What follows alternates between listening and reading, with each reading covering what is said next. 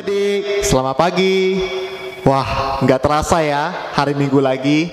Kalian pasti rindu dong kebaktian. Nah, hari ini Lause mengajak kita semua untuk memuji dan memuliakan nama Tuhan. Nah, sebelum itu kita berdoa dulu ya. Kita lipat tangan kita, tutup mata kita berdoa. Tuhan Yesus yang baik, sekarang kami akan memuji dan memuliakan nama Engkau. Tuhan berkati kami. Dalam nama Tuhan Yesus kami sudah berdoa dan mengucap syukur. Haleluya, amin. Nah, hari ini Lause mengajak kita semua untuk menyanyikan sebuah lagu yang berjudul Selamat Pagi Bapa. Kita nyanyikan lagu ini dengan serius dan lebih semangat.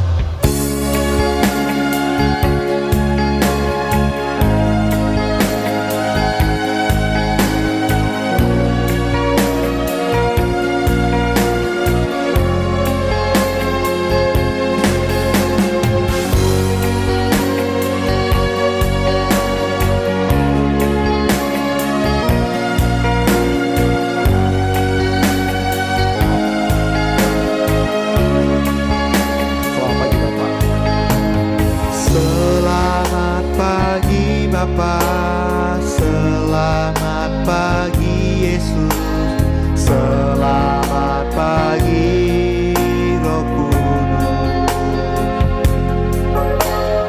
Terima kasih atas anugerah-Mu.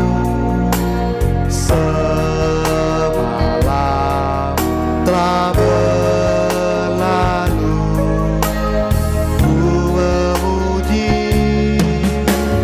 ku bersyukur, memuliakan nama-Mu. Allah Bapa, Putra Kudus, terima kasih. Selamat pagi Bapak. Selamat pagi Bapa, selamat pagi Yesus, selamat pagi Roh Kudus.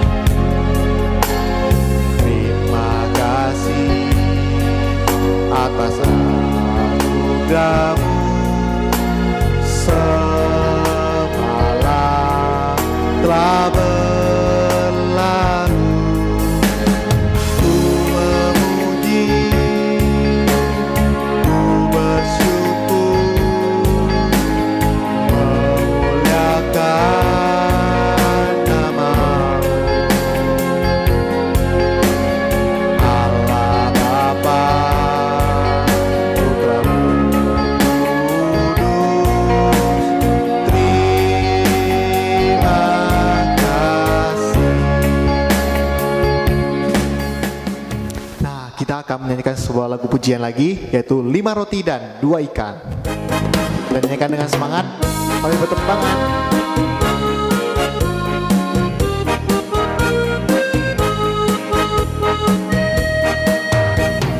5 roti dan 2 ikan, Tuhan Yesus yang memberkati. Dimakan 5.000 orang, sisa 12 keranjang. Hai teman, apakah kau dengar?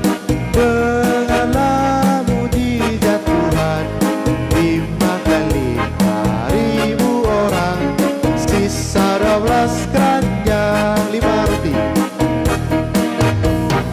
5 roti dan 2 ikan, Tuhan Yesus yang memberkati.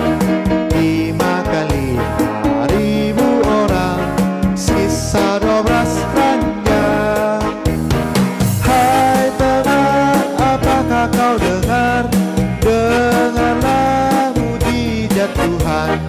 Dimakan 5.000 orang, sisa 12 keranjang. Adik-adik, sebelum kita mendengarkan firman Tuhan, Lause mengajak kita semua untuk mengangkat sebuah lagu pujian, yaitu Bapa Ku Datang Padamu. Kita nyanyikan lagu ini dengan serius.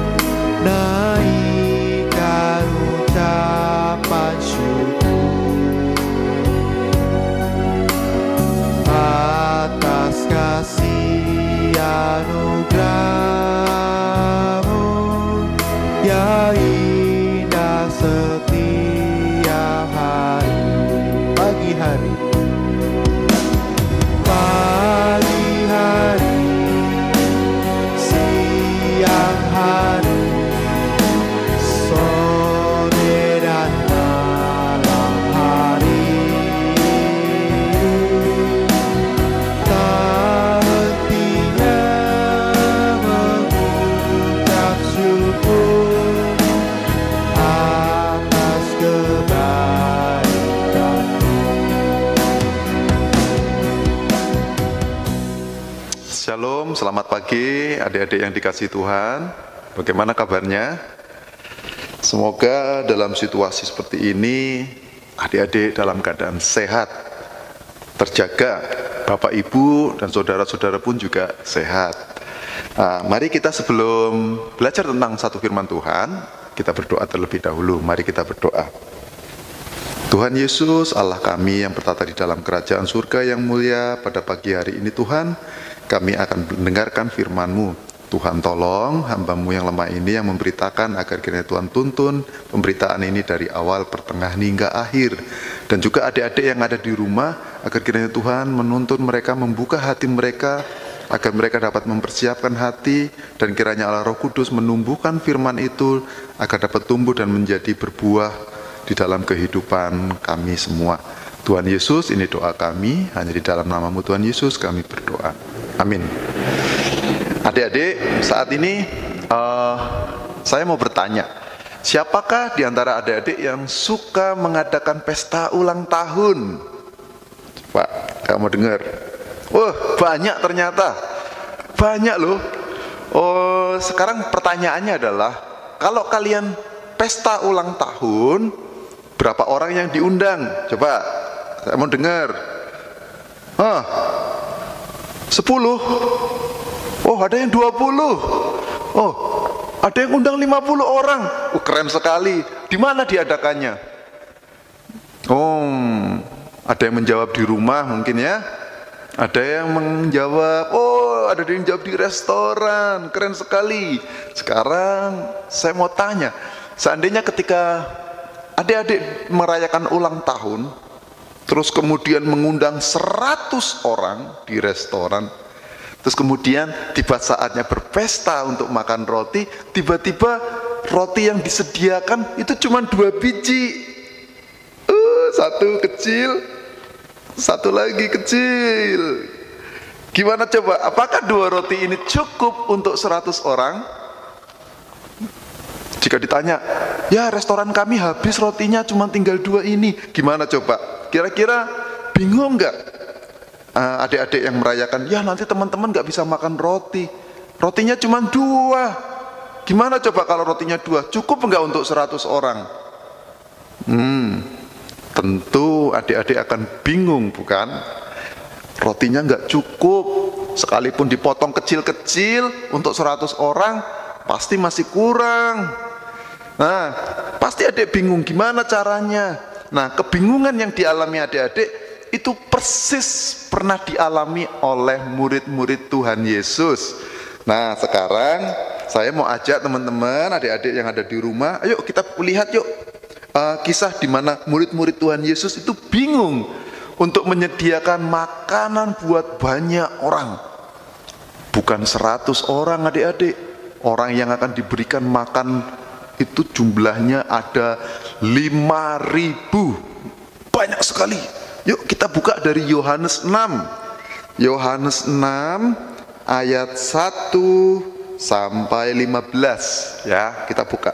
Yohanes 6 ayat 1 sampai 15. Kita baca ya. 1, 2, 3. Yohanes 6 ayat 1 sampai 15.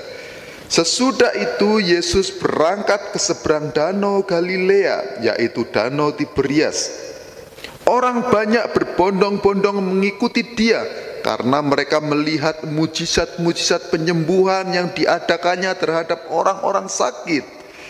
Dan Yesus naik ke atas gunung dan duduk di situ dengan murid-muridnya.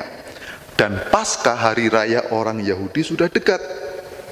Ketika Yesus memandang sekelilingnya ya, orang banyak mengikuti dia, berbondong-bondong datang kepadanya, berkatalah ia kepada Filipus. Bilang begini, Filipus, di manakah kita akan membeli roti supaya mereka ini dapat makan? Hal itu dikatakannya untuk mencobai Filipus, untuk menguji Filipus, sebab Tuhan Yesus sendiri tahu apa yang hendak akan dilakukannya. Terus Filipus bingung. Jawab Filipus begini, roti seharga 200 dinar tidak akan cukup untuk mereka ini, sekalipun masing-masing mendapat sepotong kecil saja. Kemudian seorang dari murid-muridnya, yaitu Andreas, saudara Simon Petrus, berkata kepadanya, "Lihat, di sini ada seorang anak kecil. Ada seorang anak kecil yang mempunyai 5 roti dan 2 ikan. Tetapi apa artinya itu untuk orang sebanyak ini?" Kata Tuhan Yesus, "Suruhlah orang-orang itu duduk. Adapun di tempat itu banyak rumput." Maka duduklah orang-orang itu, ya, kira-kira 5.000 laki-laki banyaknya, sangat banyak. Lalu Yesus mengambil roti itu, mengucap syukur, kemudian membagi-bagikannya kepada mereka yang duduk di situ. Demikian juga dengan ikan, ya, dengan ikan, ya, dibagi kepada orang banyak, sebanyak yang mereka kehendaki. Dan setelah mereka kenyang, ya, ia berkata kepada murid-muridnya, "Kumpulkanlah potongan-potongan yang lebih supaya tidak ada yang terbuang." Maka mereka pun mengumpulkannya dan mengisi 12 bakul penuh dengan potongan dari kelima roti jelai yang lebih setelah orang makan. Ketika orang-orang itu melihat mujizat yang telah diadakannya, mereka berkata, "Dia ini adalah benar-benar nabi yang akan datang ke dalam dunia." Karena Yesus tahu bahwa mereka hendak datang dan membawa dia dengan paksa untuk menjadikan dia raja, maka Tuhan Yesus menyingkir pula ke gunung seorang diri. Ini cerita yang cukup menakjubkan. Murid-muridnya bingung. Ketika Tuhan Yesus sudah menyembuhkan banyak orang, followernya Tuhan Yesus itu banyak. Yang mengikuti Tuhan Yesus pergi itu banyak. Tuhan Yesus pergi ke selatan, orang ikut. Ke utara, orang ikut. Ke timur, orang banyak ikut. Ada 5.000. 5.000 banyaknya orang. Itu belum termasuk ibu-ibunya dan anak-anaknya. Itu hanya dihitung laki-laki saja. Perempuan tidak dihitung. Jadi banyak sekali. Dan ketika orang banyak itu berkumpul, kita harus lihat di sini Tuhan Yesus memiliki belas kasihan. Kasihan dia melihat orang banyak. Orang banyak ini sudah ikut saya dari tadi. Pasti mereka capek, panas, terus belum lagi haus, ya. Pasti mereka capek mengikut Tuhan Yesus kemanapun. Tapi karena mereka saking cinta terhadap Tuhan Yesus waktu itu, karena Tuhan Yesus selalu membuat kesembuhan, membuat penyembuhan, ya, orang yang sakit. Orang sakit lumpuh bisa berjalan, orang yang sakit kusta disembuhkan. Maka orang banyak itu ingin disembuhkan. Karena itu banyak yang mengikuti. Dan Tuhan Yesus merasa kasihan. Lalu ia bertanya kepada muridnya yang namanya Filipus. "Filipus, di mana kita dapat membeli roti supaya mereka ini dapat makan?" Nah, Filipus kemudian berkata, "Roti seharga 200 dinar tidak akan cukup untuk mereka ini, sekalipun mereka mendapat sepotong kecil saja." 200 dinar itu banyak sekali loh adik-adik. 1 dinar itu untuk upah 1 orang kerja. Misal 1 orang bekerja sehari itu dikasih 100.000. Maka kalau ada 200 dinar berarti dia 20 juta. Roti seharga 20 juta tidak akan cukup untuk mereka semua ini, sekalipun mendapat sepotong kecil-kecil saja. Berarti banyak sekali orangnya. Sungguh sangat banyak. Roti seharga 20 juta tidak akan cukup. Pada saat itu Tuhan Yesus cuma di dalam hatinya tahu mereka pasti akan bingung untuk berputar mikir gitu. Terus kemudian datang Andreas, saudaranya Simon Petrus, membawa seorang anak kecil. Ini anak kecil loh, dengan polosnya datang, "Tuhan, aku punya roti, 5 roti, 2 ikan." Nah, 5 roti, 2 ikan datang kepada Tuhan Yesus, dibawa oleh Andreas.